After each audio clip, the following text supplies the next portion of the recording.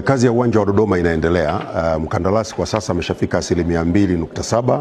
Alipaswa kuwa amefika 5%, lakini kwa sababu tulimbadilishia eneo ambalo anatakiwa aweke uwanja, ndio maana kumekuwa na kuchelewa kidogo, lakini kazi inaendelea na tumemhimiza mkandarasi aongeze nguvu zaidi, aongeze idadi ya wataalamu, idadi ya wafanyakazi, lakini pia aongeze mitambo, na bahati nzuri ana mitambo mingi ambayo iko njiani inakuja kutoka Italy.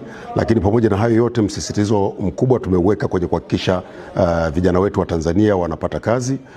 Ni eneo ambalo tunalisimamia kwa ukaribu zaidi, kwa sababu tungependa miradi hii inapotekelezwa ndani ya nchi yetu mwishowe iache utaalamu kwa vijana wetu, kwa wataalamu wetu.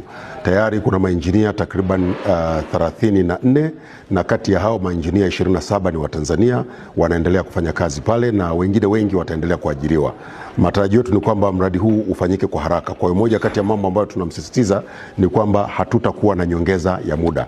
Tunataka uwanja ukamilike ndani ya muda ili uweze kutumika, lakini zaidi ya hapo uwe ni uwanja ambao unafanana na makao makuu ya nchi, yani Dodoma. Tunajenga uwanja Arusha ambao sasa hivi uko zaidi ya 70%, lakini tungependa sasa na hapa Dodoma uwanja nao ujengwe kwa kasi hiyo hiyo, lakini uwe na hadhi inayofanana na makao makuu, ikiwemo kuwemo maeneo ya watu mashuhuri, VIP boxes, na tunalisimamia hilo kwa karibu sana ili uwanja wetu uwe katika viwango vinavyotakiwa.